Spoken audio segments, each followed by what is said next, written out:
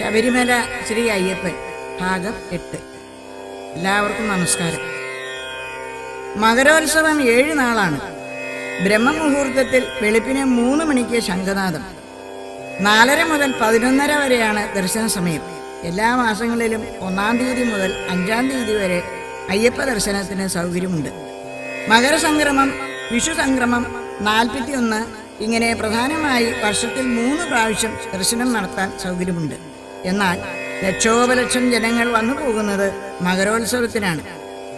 യേശുദാസിൻ്റെയും ജയവിജയന്മാരുടെയും മധുര മനോഹര ഗാനങ്ങൾ കൊണ്ട് അയ്യപ്പൻ്റെ പൂങ്കാവനം പാട്ടിൻ്റെ പാലാഴിയായി മാറുന്നു.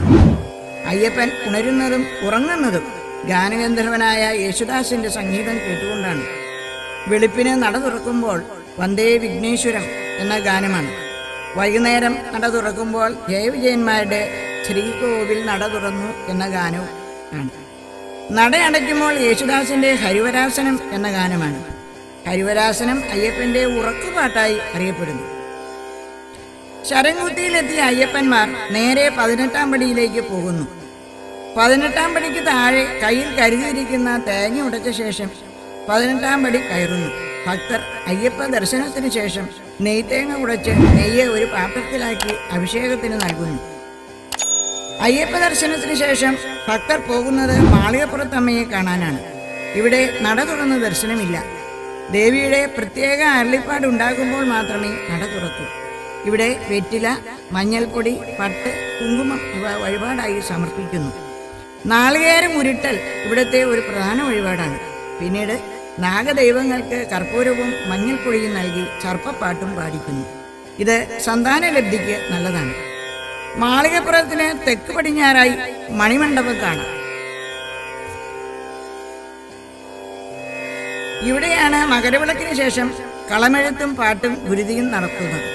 നാഗദൈവങ്ങൾക്ക് സമീപത്തായി നവഗ്രഹ ക്ഷേത്രവും മലദൈവങ്ങളുടെ നടയും കാണാം.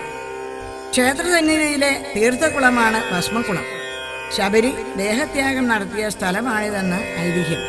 ഇതിൽ കുളിച്ചാൽ എല്ലാ രോഗങ്ങളും ശമിക്കുമെന്നാണ് വിശ്വാസം. എന്നാൽ എണ്ണ, സോപ്പ് ഇവ ഉപയോഗിക്കാൻ പാടില്ല. 18-ാം പടിയുടെ ചുവട്ടിൽ വടക്ക് ഭാഗത്ത് കറുപ്പുസ്വാമിയും കറുപ്പായി അമ്മയും, തെക്ക് ഭാഗത്ത് വലിയ കടുത്ത സ്വാമിയും നിലകൊള്ളുന്നു. ഇവിടെ കൽക്കണ്ടം, കുന്തിരിങ്ങ, കദളിപ്പഴം, കർപ്പൂരം ഇവ വഴിപാടായി നൽകുന്നു. മുന്നോട്ട് നടക്കുമ്പോൾ 18-ാം പടിക്ക് അഭിമുഖമായി വാവർ നട കാണാം. ഇവിടെ ചന്ദനത്തിരി, കുരുമുളക്, പനിനീർ, നെയ്യ്, നാളികേരം മുതലായ വഴിപാടുകൾ അർപ്പിക്കുന്നു. പാത്തുമ്മയുടെ ഓമന മകനാണ് വാവർ. അയ്യപ്പനുമായി യുദ്ധത്തിന് വന്ന വാവർ അയ്യപ്പൻ്റെ മഹത്വം മനസ്സിലാക്കി അടിയറവ് പറഞ്ഞ് കൈകൂപ്പി തൊഴുതുകൊണ്ട് നിന്ന വാവരോട് അന്നേരം ഹരിഹര നന്ദനനുര ചെയ്തു, ഇന്നു നീ മമ സഖിക്കത് യോഗ്യനെന്നറിഞ്ഞാലും ചങ്കാതി മഹത്വത്തോടിരിക്കണമിനി നമ്മൾ എന്ന് കേട്ട് അതിമോദം കലർന്നു വാവരുമപ്പോൾ. വാവർ നടയിൽ പൂജ നടത്തുന്നത് ഒരു മുഹമ്മദീയനാണ്. കടുത്തസ്വാമി ഒരു നായർ പ്രമാണിയായിരുന്നു. അയ്യപ്പൻ്റെ സഹചാരികളിൽ ഒരുവനും ധീരനായ ഒരു യോദ്ധാവും സമർത്ഥനായ സേനാനായകനുമായിരുന്നു. മറവപ്പടയോടും പാണ്ടിപ്പടയോടും പല അടവുകളും പ്രയോഗിച്ച് വിജയം നേടിയ ഒരു വീരയോദ്ധാവായിരുന്നു. അതിനാൽ അദ്ദേഹം വനഭൂതങ്ങളെ അടക്കി വയ്ക്കുന്നതിൽ ചുമതലപ്പെട്ട ഒരാളെന്ന് പ്രാചീന കാലം മുതൽക്കേ കടുത്തയെക്കുറിച്ച് പ്രതിപാദിക്കാൻ ഇടവന്നിട്ടുണ്ട്. കടുത്തയുടെ കുടുംബത്തിന് പല അവകാശങ്ങളും പന്തളമന്നൻ കൽപ്പിച്ചു നൽകിയിട്ടുണ്ട്. പന്തളമന്നനെ സഹായിച്ചും സേവിച്ചും പല പടകളിൽ പയറ്റി വിജയം സമ്പാദിച്ചും ആയുസിൻ്റെ നല്ലൊരു ഭാഗം നയിച്ച കടുത്ത തൻ്റെ അന്ത്യകാലം ഈശ്വരവിശ്വാസത്തോടും തപോനിഷ്ഠയോടും കൂടി നയിക്കണമെന്ന് തീർച്ചപ്പെടുത്തി. തൻ്റെ വിശ്വസ്ത സ്വാമിയായിരുന്ന അയ്യപ്പനെ വിട്ടുപിരിഞ്ഞു പോകാൻ തീരെ മനസ്സില്ലാതിരുന്ന കടുത്ത അയ്യപ്പൻ്റെ സ്വയം ജ്യോതിർവിലയത്തിന് ശേഷം ശാസ്താസന്നിധിയിൽ തന്നെ കഴിച്ചുകൂട്ടി. വാർദ്ധക്യത്തിൽ നിർവാണവീര്യനായ കടുത്ത തൻ്റെ കടുത്തിലെയും ശൂലവും വാളും സന്നിധാനത്തിൽ അടിയറ വെച്ച് തപസാചരിച്ചു വരവേ ശബരിമലയിൽ മറവപ്പടയുടെ ആക്രമണം വീണ്ടും ഉണ്ടായി. മറവന്മാർ കൊള്ള ചെയ്യുകയും ക്ഷേത്രഭാഗങ്ങൾ നശിപ്പിക്കുകയും നാനാവിധമാക്കുകയും ചെയ്തു. ഇത് കണ്ടപ്പോൾ ഏകനും അശക്തനുമായ കടുത്ത ജീവരക്ഷയ്ക്കായി ശാസ്താവിനെ തന്നെ ശരണം പ്രാപിച്ചു. ശ്രീകോവിൽ കടന്ന് വിഗ്രഹത്തിൽ കെട്ടിപ്പിടിച്ചുകൊണ്ട് മറവന്മാരുടെ കയ്യിൽ നിന്നും മരണം സംഭവിക്കാതിരിക്കാൻ സ്വാമിയോട് പ്രാർത്ഥിക്കുകയും ചെയ്തു. മറവന്മാർ അകത്തു കിടന്ന് നോക്കിയപ്പോൾ കണ്ട കാഴ്ച അവരെ അത്യന്തം അത്ഭുതപ്പെടുത്തി. അവർ വിഗ്രഹം നശിപ്പിക്കാതെ അവിടെ നിന്ന് പോയി. ആക്രമണ വാർത്തയറിഞ്ഞു വന്ന രാജാവും പരിവാരങ്ങളും കടുത്തയുടെ അവസ്ഥ കണ്ട് ആശ്ചര്യപ്പെടുകയും ഭഗവത് കാരുണ്യത്തെക്കുറിച്ചോർത്ത് അതിശയിക്കുകയും ചെയ്തു. ഭഗവാന്റെ വിഗ്രഹത്തെ രക്ഷിച്ചെടുത്ത കടുത്തയുടെ ഭക്തിയും ദിവ്യത്വവും അന്നു മുതൽ ലോകം വാഴ്ത്തി തുടങ്ങി. ക്ഷേത്രാധികാരികൾ ഈ ദിവ്യനെ അവിടെ പ്രതിഷ്ഠിച്ചു. അദ്ദേഹത്തിൻ്റെ കുടുംബത്തിലേക്ക് പന്തള മന്നൻ പല അവകാശങ്ങളും കൽപ്പിച്ചു നൽകി. കാലാന്തരത്തിൽ കടുത്ത സ്വാമി എന്ന പേരിൽ ഭക്തജനങ്ങൾ ഈ ദിവ്യനെ ആരാധിച്ചു തുടങ്ങി. ഇവിടത്തെ പൂജകൻ ഒരു നായരാണ്. പന്തള മന്നൻ മകരോത്സവത്തിന് പല്ലക്ക്, വെൺകൊറ്റക്കുട, ചങ്ങലവിളക്ക് മുതലായ ആഡംബരങ്ങളോടെ എഴുന്നള്ളി പമ്പയിൽ താമസിക്കുന്നു. ഇവിടെ അദ്ദേഹത്തിന് താമസിക്കാൻ പ്രത്യേക സൗകര്യമുണ്ട്. ഭക്തർ രാജസന്നിധിയിൽ എത്തി പ്രസാദം വാങ്ങി കാണിക്ക അർപ്പിച്ചാണ് മലകയറ്റത്തിന് തയ്യാറാക്കുന്നത്. എന്നെപ്പോലെ തന്നെ കരുതി പന്തള മന്നനെയും പൂജിക്കുന്നവർക്ക് എന്നെ പൂജിച്ചാലുള്ള ഫലം ലഭിക്കും എന്ന ഭഗവാന്റെ അരുളിപ്പാടിനെ സാർത്ഥകമാക്കിയാണ് ഇവിടെ ചെയ്യുന്നത്. ഇരുമുടിക്കെട്ടില്ലാതെ 18-ാം പടി കയറുന്നത് പന്തള മന്നൻ മാത്രം. ശബരിമല യാത്രയിൽ അഴുതാമേട്, കരിമല എന്നിവയെ പിന്നിലാക്കുന്ന വലിയ കയറ്റമാണ് നീലിമല. ഇതിനെക്കുറിച്ച് മുൻഭാഗങ്ങളിൽ പറഞ്ഞിട്ടുണ്ട്. ശ്രീരാമചന്ദ്ര പരിപാവന പാദപാംശു പുരാംശു പൂരിത കിരാതി വിലാസപീഠം ആരാൽ മരീചി മുതലാക്കിയ താപസന്മാരാരാഞ്ഞതാണ് അവിടെ മോർക്കിൽ അനേക പുണ്യം. ശബരിമലയിലെ ചില പ്രധാന വഴിപാടുകൾ. വെടിവഴിപാട് പ്രധാനപ്പെട്ട ഒന്നാണ്. രാപകൽ ഇടതടവില്ലാതെ ചടപടധ്വനിയോടുകൂടി മുഴങ്ങിക്കൊണ്ടിരിക്കുന്ന വെടിയൊച്ച കാനനത്തിൽ മാറ്റൊലി ഏറ്റുന്നതിന് പുറമെ ഉച്ഛ്വാസദൂഷിതമായ വായുമണ്ഡലത്തെ ശുദ്ധീകരിക്കുകയും ചെയ്യുന്നു. അയ്യപ്പന് വിവിധതരം അഭിഷേകങ്ങളുണ്ട്. ഭസ്മം, നെയ്യ്, പാല്, തേൻ, പഞ്ചാമൃതം, കരിക്കിൻ വെള്ളം, കളഭം, പനിനീര് എന്നീ ക്രമത്തിലുള്ള അഷ്ടാഭിഷേകമാണ് നടക്കുന്നത്. എന്നാൽ നെയ്യഭിഷേക പ്രിയനാണ് അയ്യപ്പൻ. അതിനാൽ ഭഗവാന് സമർപ്പിക്കുന്ന മുഖ്യ വഴിപാടാണ് നെയ്യഭിഷേകം. ഭക്തർ നടത്തുന്ന വേറൊരു പ്രധാന വഴിപാടാണ് പുഷ്പാഭിഷേകം. ഇതിന് 10,000 രൂപയോളം ചെലവ് വരും. ഭക്തർ അവർക്ക് ഇഷ്ടമുള്ള വിവിധതരം വഴിപാടുകൾ നടത്തുന്നു. സ്വർണം, വെള്ളി, രത്നം ഇവ കാണിക്കയായി സമർപ്പിക്കുന്നു. ചിലർ ശയന പ്രദക്ഷിണം നടത്തുന്നു. ഭക്തർ പടിപൂജ നടത്താറുണ്ട്. ഉത്സവകാലങ്ങളിൽ പടിപൂജ നടത്താറില്ല. ഇതിനെ മുൻകൂറായി ബുക്ക് ചെയ്യേണ്ടതാണ്. ദീപാരാധനയ്ക്ക് ശേഷമാണ് പടിപൂജ. 30 നിലവിളക്ക്, 18 നാളികേരങ്ങൾ, 18 കലശങ്ങൾ, 18 പുഷ്പങ്ങൾ, ഇത്രയുമാണ് ഇതിന് ആവശ്യം. ആപത്ബാന്ധവനായ അയ്യപ്പന്റെ അനുഗ്രഹം ലഭിക്കാൻ, അഭീഷ്ടങ്ങൾ സാധിക്കാനാണ് ഭക്തർ പടിപൂജ നടത്തുന്നത്. ധനു 28-ന് രാവിലെ പന്തളം രാജകൊട്ടാരത്തിൽ നിന്ന് അവിടുത്തെ കുടുംബക്ഷേത്രമായ വലിയ കോയിക്കൽ ക്ഷേത്രത്തിൽ തിരുവാഭരണങ്ങൾ ഭക്തർക്ക് ദർശനത്തിനായി വയ്ക്കുന്നു. അവിടെ എത്തുന്ന ഭക്തർ ഇത് കണ്ട് ആനന്ദിക്കുകയും കാണിക്ക അർപ്പിക്കുകയും ചെയ്തു. ഈ തുക പന്തളത്തുകാർക്കുള്ളതാണ്. ഉച്ചയ്ക്ക് ശേഷം തിരുവാഭരണം 3 പെട്ടികളിലാക്കി എടുക്കുന്നു. ഈ പെട്ടികൾ ചന്ദനത്തിൽ നിർമ്മിച്ചവയാണ്. തിരുവാഭരണ പെട്ടികൾ ക്ഷേത്രത്തിൽ നിന്ന് എടുക്കുമ്പോൾ മുതൽ ഒരു കൃഷ്ണപ്പരുന്തിനെ മുകളിലായി കാണാം എന്നുള്ളത് അത്ഭുതകരമായ കാഴ്ചയാണ്. ദേവസ്വം ബോർഡുകാർ, പോലീസുകാർ, പന്തളം രാജപ്രതിനിധി, തീർത്ഥാടകർ ഇത്രയും പേരുടെ അകമ്പടിയോടെയാണ് തിരുവാഭരണ ഘോഷയാത്ര.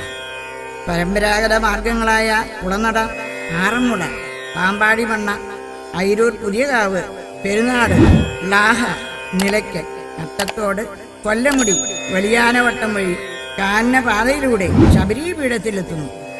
ഇടയ്ക്കിടെ വിശ്രമിച്ചാണ് യാത്ര. പല സ്ഥലങ്ങളിലും എത്തുമ്പോൾ ഭക്തർ തിരുവാഭരണ പെട്ടി വന്നിച്ച് പൂമാല അണിയിക്കുന്നു. യാത്രയിൽ കൂടെയുള്ള രാജപ്രതിനിധി പമ്പയിലെത്തുമ്പോൾ രാജസ്ഥാനത്തേക്ക് പോകുന്നു. ഇവർ യഥാകാലം ഭഗവാനെ തൊഴാനെത്തുന്നു. തിരുവാഭരണ പെട്ടി ഏറ്റുവരുന്നവർ ഇടയ്ക്കിടെ കറങ്ങി വരുന്നത് കാണുമ്പോൾ പെട്ടി തലയിൽ നിന്ന് തെറിച്ചു പോകുമോ എന്ന് നമുക്ക് തോന്നും. എന്നാൽ അത് യഥാസ്ഥാനത്ത് നിന്നും മാറാറില്ല. തിരുവാഭരണ ഘോഷയാത്ര ശബരിപീഠത്തിൽ നിന്ന് പള്ളിച്ചങ്ങല വിളക്ക്, തീവെട്ടി, വാദ്യഘോഷങ്ങൾ ഇവയുടെ അകമ്പടിയോടെ എതിരേറ്റ് 18-ാം പടിക്കിലെത്തുന്നു. ഇതിൽ സ്വാമിക്ക് ചാർത്താനുള്ള രത്നമകുടം, നൂപുരഹാരാദികൾ, കടകാങ്കുലീയങ്ങൾ, പതക്കം ഇവയെല്ലാം അടങ്ങിയ പെട്ടി 18-ാം പടിക്ക് മുകളിൽ വെച്ച് പ്രധാന പൂജാരി ഏറ്റുവാങ്ങുന്നു. മറ്റു 2 പെട്ടികൾ മാളികപ്പുറത്തേക്ക് കൊണ്ടുപോകുന്നു. ശ്രീ ചിത്തിര തിരുനാൾ തമ്പുരാൻ അയ്യപ്പന് നൽകിയ തങ്ക അങ്കി 2 ദിവസം മുമ്പേ ആറന്മുളയിൽ നിന്നും പുറപ്പെട്ട യഥാസമയം അയ്യപ്പ സന്നിധിയിൽ എത്തുന്നു. തിരുവാഭരണത്തോടൊപ്പം ഇതും അയ്യപ്പന് ചാർത്തുന്നു.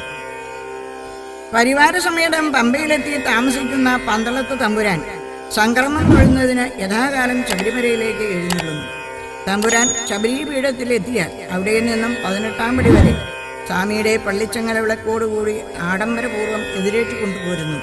അദ്ദേഹം പള്ളി മേനാവിൽ നിന്നും ഇറങ്ങി 18-ാം പടിയിൽ എത്തിയാലുടൻ അർഘ്യപാദ്യാദികൾ സമർപ്പിച്ച് 18-ാം പടിക്കൽ ഉടയ്ക്കുവാനുള്ള നാളികേരം നൽകുന്നു. ഭക്തിപ്രസരം 18-ാം പടി കയറി സ്വാമി ദർശനം നടത്തുന്നു. പന്തളമന്നന് പിതാവിൻ്റെ സ്ഥാനമാണല്ലോ.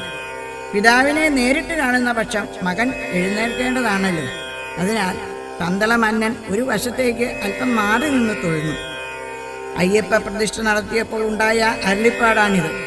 അങ്ങേ വംശന്മാർ മകരോത്സവത്തിന് മുടങ്ങാതെ ഇവിടെ വരികയും എനിക്ക് കൗതുകമില്ലെങ്കിലും ഭക്തന്മാരുടെ കൗതുകത്തിനു വേണ്ടി ആഭരണങ്ങൾ അണിയിക്കണമെന്നും മഞ്ചമാതാവിനും ആടയാഭരണങ്ങൾ അണിയിക്കേണ്ടതാണെന്നും ഉള്ളത്. പന്തളത്ത് തമ്പുരാന്റെ വരവും ദർശനവും മറ്റും കണ്ടു നിൽക്കുന്നവർ അയ്യപ്പ സ്വാമിയുടെ ആശ്രിത വാത്സല്യാദികൾ ഓർത്ത് ആനന്ദബാഷ്പം ഒഴിക്കാതിരിക്കുകയില്ല. പന്തള രാജാക്കന്മാർക്ക് ശബരിമല ക്ഷേത്രവുമായി ഉണ്ടായിരുന്ന ബന്ധത്തെ ഈ സമാചാര പരമ്പരകൾ ഏതാണ്ട് സൂചിപ്പിക്കുന്നുണ്ടെന്നുള്ളതിന് ഈ വക സംഗതികൾ ഒരു ദൃഷ്ടാന്തമാണ്. ദർശനത്തിന് ശേഷം രാജാവ് തനിക്ക് വിശ്രമിക്കാൻ തീർത്തിട്ടുള്ള മന്ദിരത്തിലേക്ക് പോകുന്നു. മകരോത്സവത്തിന് ശേഷം തിരുവാഭരണങ്ങൾ വീണ്ടും പന്തളത്തേക്ക് തന്നെ കൊണ്ടുപോകുന്നു. പന്തളം കുടുംബത്തിലെ ആരെങ്കിലും മരണപ്പെട്ടാൽ 12 ദിവസത്തേക്ക് നട അടച്ചിടും. ഏതൊരു ഉത്സവത്തിൻ്റെയും സമാപനം കുറിക്കുന്ന ചടങ്ങാണ് ആറാട്ട്. ശബരിമലയിൽ നിന്നും ആഘോഷപൂർവ്വം ആനപ്പുറത്ത് എഴുന്നള്ളിച്ചു കൊണ്ടുവരുന്ന ആറാട്ട് ബിംബം പമ്പയിൽ പ്രത്യേകം തയ്യാറാക്കിയ തീർത്ഥക്കടവിൽ ആറാടിക്കുന്നു. ഭക്തന്മാരുടെ അകമ്പടിയോടെ ശരണം വിളികളോടെ ശബരിമല ക്ഷേത്രത്തിൻ്റെ ഊരാഴ്മ അവകാശികളായ താഴ്മൺ മഠത്തിലെ തന്ത്രിയും ശബരിമല മേൽശാന്തിയും സഹപൂജാരിമാരും പമ്പയിൽ പ്രത്യേകം തയ്യാറാക്കിയിട്ടുള്ള സ്ഥാനത്ത് അയ്യപ്പ വിഗ്രഹം ആറാടിക്കുന്നു. ആറാട്ടിനു ശേഷം അയ്യപ്പൻ താളമേളങ്ങളോടെ അയ്യപ്പ ഭക്തന്മാരുടെ അകമ്പടിയോടെ ശരണം വിളികളോടെ സ്വക്ഷേത്രത്തിലേക്ക് തിരിച്ചു പോകുന്നു. 6:30 തിരുവാഭരണം ചാർത്തിയുള്ള ദീപാരാധനയാണ്. അയ്യപ്പന് തിരുവാഭരണം ചാർത്തി കഴിയുമ്പോൾ തിരുവാഭരണപ്പെട്ടിയോടൊപ്പം ആകാശമാർഗത്തിൽ ഉണ്ടായിരുന്ന കൃഷ്ണപ്പരുന്ത് അമ്പലത്തിന് മുകളിൽ വട്ടമിട്ട് പറന്ന് പോകുന്നു. ലക്ഷക്കണക്കിന് ഭക്തന്മാരെ കൊണ്ട് തിങ്ങി നിറഞ്ഞ സന്നിധാനം. ശരണാഗത വത്സലനും കളകോമള വിഗ്രഹനും അഭീഷ്ടദാതാവും ആർത്തത്രാണപരായണനും അഭയമുദ്രയോടുകൂടി യോഗാസനത്തിൽ സ്ഥിതി ചെയ്യുന്നവനും ആയ ധർമ്മശാസ്താവിന് അഞ്ജലീബദ്ധരായി ഭക്തർ ആനന്ദബാഷ്പം പൊഴിച്ചുകൊണ്ട് കാണിക്കയിട്ട് വന്ദിച്ച് കൃതകൃത്യരാകുന്നു. തിരുവാഭരണം ചാർത്തിയ അയ്യപ്പനെ ദർശിക്കാൻ അയ്യപ്പ സന്നിധി നിറയെ ശരണം വിളികളോടെ കാത്തു നിൽക്കുന്ന ഭക്തർ മകരസംക്രമ സന്ധിയിൽ ഒരച്ഛൻ്റെയും ഒരു ദേശത്തിൻ്റെയും സ്നേഹോപകാരങ്ങളായ ആടയാഭരണങ്ങൾ അണിഞ്ഞ് ദീപാരാധന പ്രഭയിൽ ഹരിഹരസുദ്ധനെ ഒരു നോക്ക് കാണാൻ കാത്തു നിൽക്കുന്ന ഭക്തർ അയ്യപ്പൻ്റെ പൂങ്കാവനമാകെ ശരണം വിളി മുഴങ്ങുന്ന സമയം അയ്യപ്പ ദർശനം കഴിഞ്ഞ് ഭക്തർ പൊന്നമ്പലമേട്ടിലേക്ക് നോക്കി തൊഴുകൈകളോടെ ശരണം വിളിയുമായി നിൽക്കുന്നു. ഇരുൾ വീണു തുടങ്ങിയ സമയം ആകാശത്തിൽ മകരനക്ഷത്രം തെളിഞ്ഞു.